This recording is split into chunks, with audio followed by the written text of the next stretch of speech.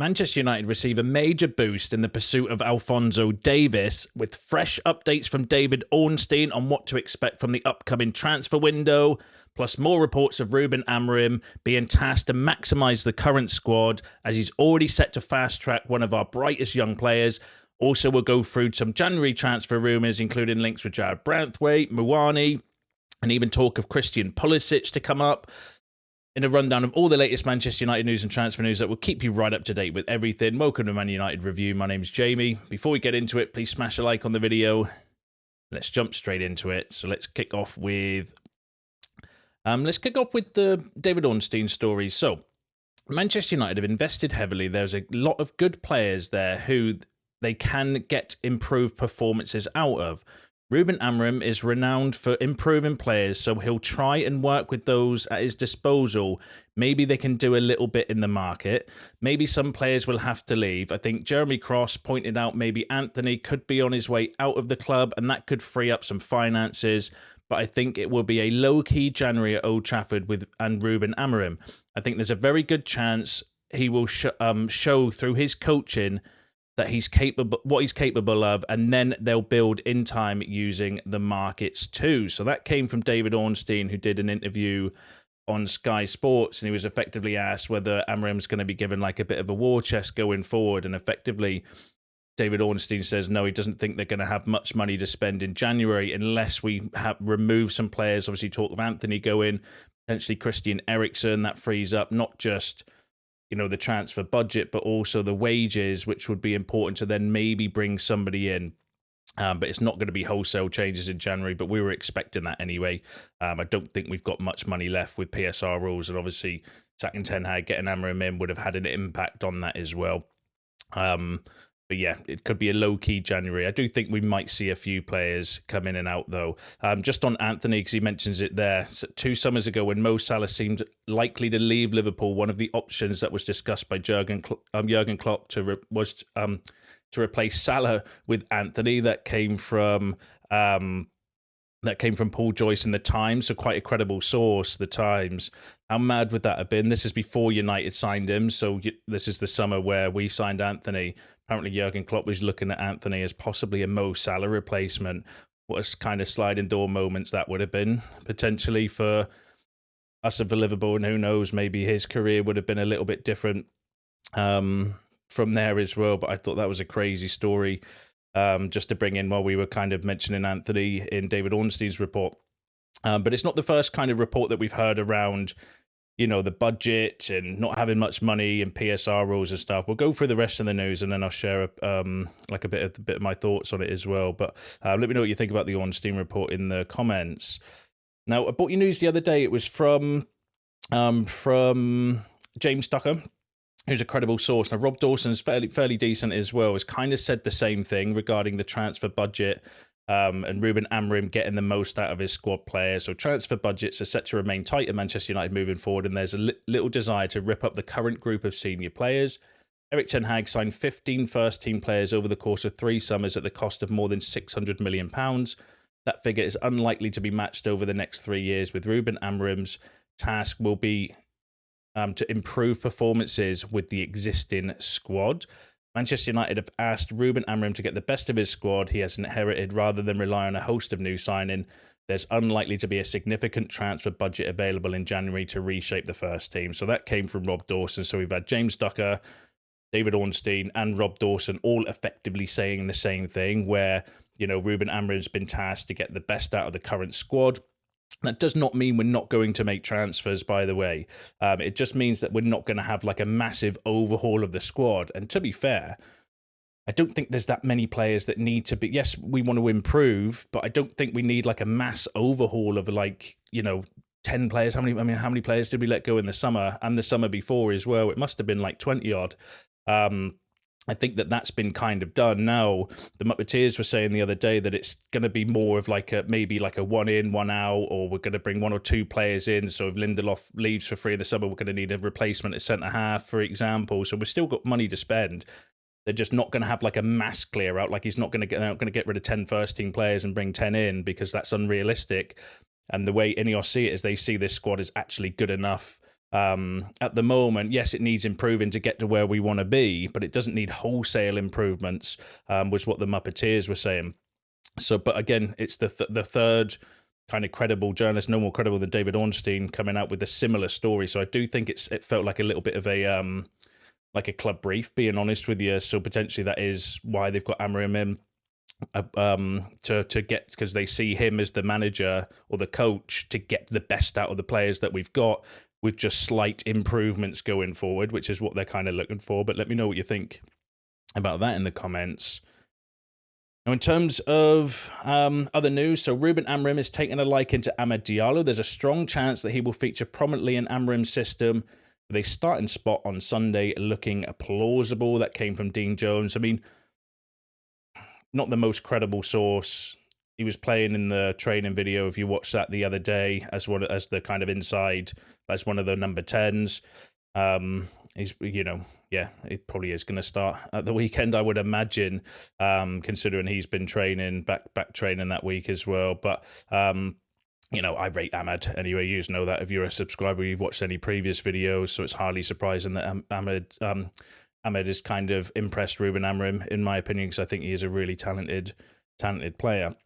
Now, another talented player that we've got in the squad is Chido Obi-Martin. So Rúben Amorim is expected to fast-track the development of Chido Obi-Martin after being given rave reviews of the striker by Manchester United youth coaches Jason Wilcox, Nick Cox and Darren Fletcher, are all believed to have spoken with Amorim about Obi-Martin. They plan to integrate the teenager into some under-21 games as well as some first-team training sessions to prepare him for the senior team. So that's a really interesting update. We've heard that a few times before, where they're potentially going to look to fast-track Chido Obi-Martin because they're super impressed by him. I'm super impressed by him as well. He looks absolutely lethal in front of goal. But that would be really, the player that's on a fast track to the first team because they see him as that good. And it's not hard to see why, really, with the amount of goals he scores. It's a player we're going to hear a lot about, hopefully going forward, no doubt. So potentially, not necessarily into the first team this season, but they're going to kind of hopefully try and accelerate his development, with eyes on potentially getting him in the first team squad in the future, which is massively exciting. Smash a like on the video if you would like to see that and you agree. Now let's go through some other transfer news. So Manchester United sources deny having any contact with Paul Pogba about bringing him back. Manchester United are going in a completely different direction. It's not just about Paul Pogba. In general, the club don't want to go for these kind of deals. They are going for young players, talented players, who are ready to play for United. So Fabrizio Romano, we kind of knew that anyway, that United are going in a different direction. But Romano kind of dismissing the Paul Pogba story again. I did bring you that in the video I did the other day. But also that they're going away from those kind of deals entirely. So that what kind of deals would that be? Like big name players on big wages towards the end of their career, do you know what I mean? So that's exciting. But again, I'm all for getting kind of these young talented players in, and helping them develop. And I think we've got a good manager that can do that as well now in Amorim. But let me know what you think about that in the comments. And then Manchester United have held talks in recent weeks about the feasibility of making a January move for Jarrad Branthwaite. Jarrad Branthwaite continues to be seen as a high potential player for Manchester United that could be a key future piece of the puzzle alongside Leny Yoro in Rúben Amorim's back three moving forward. Now that came from Chris Wheeler. Now Chris Wheeler was the guy in the summer that actually broke the Jarrad Branthwaite to Manchester United stories ahead of David Ornstein and Fabrizio Romano. So I do think he's got like some kind of inside track or inside information specifically regarding Jarrad Branthwaite. I do think he's definitely a player of interest. We had personal terms agreed with him. We just couldn't agree the price with Everton because they wanted stupid money for him. Whether they're like, I can't see that them of lowering their asking price for him though in January. And he's had a few injuries this season as well. He's not played that much, do you know what I mean? But he's definitely a player that continuously gets linked with us. There's a clear, apparently Jason Wilcox and Dan Ashworth are obsessed by him. They absolutely love him. They see him as the kind of, like as it mentions in the report, the key piece of the puzzle to bring in for the defence. If they want to go for it, then go for it. But whether we'll have those sort of funds available, because I can't see Everton reducing their asking price. What did we bid in the end? About £60 million, was it, for Jarrad Branthwaite? And I can't see Everton lowering their demands in January, unless they are in an absolute mess with PSR rules potentially, so the desperate they get, or unless he hands in a transfer request now. He's refused to sign a new contract with them as well. So, there's a few kind of moving parts in the Jarrad Branthwaite story, so maybe that could be one we could do. But again, it all depends on what funds we have available, because the other stories were saying there's not going to be that much money available in January.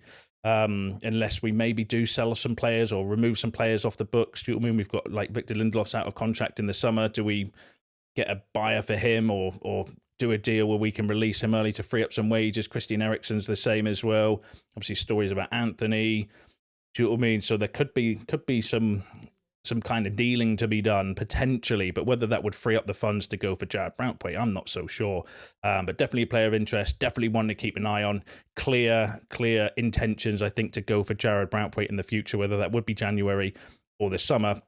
We'll have to wait and see. I'll bring you any updates if anything develops, so make sure you subscribe to the channel for that. And then, obviously mentioned in the report there, Leny Yoro. Leny Yoro impressed staff at Manchester United's Carrington training complex with his first-class attitude throughout his recovery from injury. He is being viewed as an excellent fit for Amorim's preferred system. Key figures working behind the scenes at United are adamant that Yoro's absence could be viewed as a blessing in disguise, as it allowed him to immerse himself in the city following his decision to move to England for the first time. That came from Ben Jacobs, who also went on to say that Leny Yoro has moved within touching distance of making his competitive debut for Manchester United. Again, he's another player that's was in the training videos, playing at the right side of the three, with Rúben Amorim. I think we've got a few injuries as well at the back. Like there's question marks around Martinez because he obviously came back from international duty with a back problem. Lindelof came back as well because he got an injury for Sweden. Maguire's out injured as well. So effectively, and Luke Shaw's not ready to play 90 minutes yet, by all accounts. So Leny Yoro could be one that's thrown in the deep end just by default because we don't actually have that many fit centre-halves. Obviously, De Ligt will be back. So it'll be De Ligt, Evans, Martinez if he passes his fitness test potentially. So we might have to use Yoro. He might be in the team, or definitely in the squad anyway, just by default because of the injuries we've got at the back. So we'll have to wait and see what happens in terms of the injury front. But interesting that they kind of think that actually Yoro not playing has allowed him to immerse himself and get comfortable with the city and obviously make friends and kind of do all that stuff, which is good. And plus the fact not playing in the garbage performances and results, do you know what I mean, might have kept his confidence high as well, which could be a boost for us. But let me know what you think about that in the comments. Now let's move on to Alphonso Davies. So Manchester United are hoping to sign Alphonso Davies. No agreement reached with any club yet. He is the club's dream solution to play at left wing back in Rúben Amorim's 3-4-3 system. Now that came from Chris Michael, who's a German journalist, decent, but he's no Plettigold or no Christian Falk. But Romano, in fact, I'll go for the other story first. So Manchester United are doing everything possible to convince Alphonso Davies to sign for him. They are the best. They are the club that is making the most efforts to attract him. Now that came from AS, who are a Spanish outlet and fairly decent as well, right? So there's two kind of stories there regarding Alphonso Davies. One saying we're doing everything possible to sign him, and then also, one saying that they see him as the kind of dream solution at the left wing back position, which, I could kind of see why. But Romano gave the kind of biggest update on him. So what Romano was effectively saying, he had an exclusive with Alphonso Davies' agent, where he was saying that no deal has been agreed yet with any club, including Real Madrid. He did confirm, though, that Real Madrid are interested, but they may have other priorities, and that could leave the door open for United if we were to be a bit more aggressive. So I thought that was a really kind of interesting and a bit of a boost, actually, because it's already been kind of documented that Alphonso Davies was going to Real Madrid. There's some kind of pre-agreement, but according to his agent, no. And I don't see why his agent would come out and deny those rumours if that was true. You just don't have to say anything because you've already got a contract for your client. You've already got a big move and a big multi-million-pound deal and signing on fees and all that kind of stuff. If you've agreed all of that already, why do you have to come up with Romano and do like an interview or an exclusive to say, actually, no deal has been done yet? The only reason I think you would do that is if you don't have that deal done and you're looking for a better deal, or you're looking for, competition for your client so you can get more money and more wages. In my mind, that's why I think it is a little bit of a kind of boost. And then Romano was also saying that Real Madrid might have other priorities as well with a right back, a centre half. They've got other options at left back as well. Miguel Gutierrez is one they've got a buyback option on that he was kind of mentioning as well. So actually, you know, is the race open for Alphonso Davies now? And would that leave United, you know, with a possibility, with a chance? Because we know how aggressive we were with Leny Yoro and got him from under the noses. Could we be a bit more aggressive, you know, with Alphonso Davies and maybe, you know, offer him a bigger signing on fee? Or, you know, I don't want to offer him too much in wages, but then if it's no transfer fee, it's one of those. But yeah, I think that we're still in the race, which is still good, because if a player like that is available for a free transfer, you've got to go all out and try to at least get him and compete. Do you know what I mean? Because it's a massive opportunity in the market for a very talented player in a key position that we need strengthening. So why would we not go all out for it and maybe be a bit more aggressive with it? So I thought that was a really kind of interesting boost for the Alphonso Davies story. So definitely one to keep an eye on. Let me know what you think about that in the comments. And then let's go through the final couple of stories. So Manchester United can probably only make loan deals in winter, even though Randall Kolo Muani has said he is not considering a move. United are taking a closer look at him. That came from the same journalist, not the most credible, but he's not the first time we've been linked with Muani, potentially as a loan deal in January. I can't see that. You know, I think a lot will depend on how Rashford performs up front, because the rumours are that Rúben Amorim wants to play Rashford as the number 9. That then leaves us with Rashford, Højlund, and possibly Xerxes that could play up there. Which does that mean that the striker position is a priority? Probably not. When you've got 3 to play in one position, I know Xerxes could maybe play as one of the number 10s, but then that depends on whether Bruno, you know, Ahmad, Mount. We've got a lot of options to play in that kind of position. And this is what I was saying before about previous videos around transfer priority changing, because we're looking at it saying, well, we might need a striker or we might need a left back. You know, Amorim might say, actually, no, I'm going to play Rashford up front, see how he gets on. If he does really well, we don't need a striker because he's doing well in that kind of... Do you know what I mean? In which case, then, your transfer priorities will kind of shift. I mean, Muani he's not had the best of times at PSG, but was unbelievable at Stuttgart. So if you could get him with his Stuttgart form, then yes. And if you did need a striker and you're strapped for cash, then yeah, loaning him in January wouldn't be the worst idea if that story is to be believed. But again, not from the most credible source, so take it with a pinch of salt for now. And then the final story I've got for you is Manchester United are interested in Christian Pulisic. Other Premier League clubs are also monitoring him. Now, that came from Italian outlets. Not the most credible source, being honest with you, but actually not the worst idea for someone that you want to play as the kind of right sort of number 10 or inverted winger, however you kind of describe the front 3 that Amorim's potentially going to be playing. Had a really good season at Milan. 15 appearances, 7 goals, 4 assists, so 11 goal contributions in 15 appearances for Milan. You know, don't take what I'm going to say next out of context, right? So, but Mo Salah was really bad at Chelsea, went to Italy, did really well, came back and was kind of decent for Liverpool. And I'm not saying that Christian Pulisic is Mo Salah 2.0, but there's echoes of that where somebody could be at a club that just doesn't suit them, goes away, revives their career, and then comes back and is actually a decent player. I don't think Pulisic has got Mo Salah potential, by the way, so that's why I'm saying don't take that. You know, take what I just said there with a pinch of salt. I'm just giving an example. Kevin De Bruyne is another one. Terrible at Chelsea, went abroad. You know, came back to Chelsea, City and did all right, didn't he? So, and I'm not saying, like I said, I am not saying that Christian Pulisic is Mo Salah 2.0, but you know, you can see the kind of point that I'm making there as well. But I need to wait and see way more credibility than where that kind of story is sourced from. But not the worst idea. Not the worst idea. 26 years old. Like I said, having a really good season for Milan. Would fit that inside position, is a hard-working player as well. So, you know, would be an interesting option if that report is to be believed. But I'm going to say take it with a pinch of salt for now. Let me know what you think in the comments. Let me know what you think about all the other topics discussed in today's video, because as you're all up to date with the latest Manchester United news and transfer news, smash a like on the video on your way out. Subscribe to the channel if you're new. See you in the next one.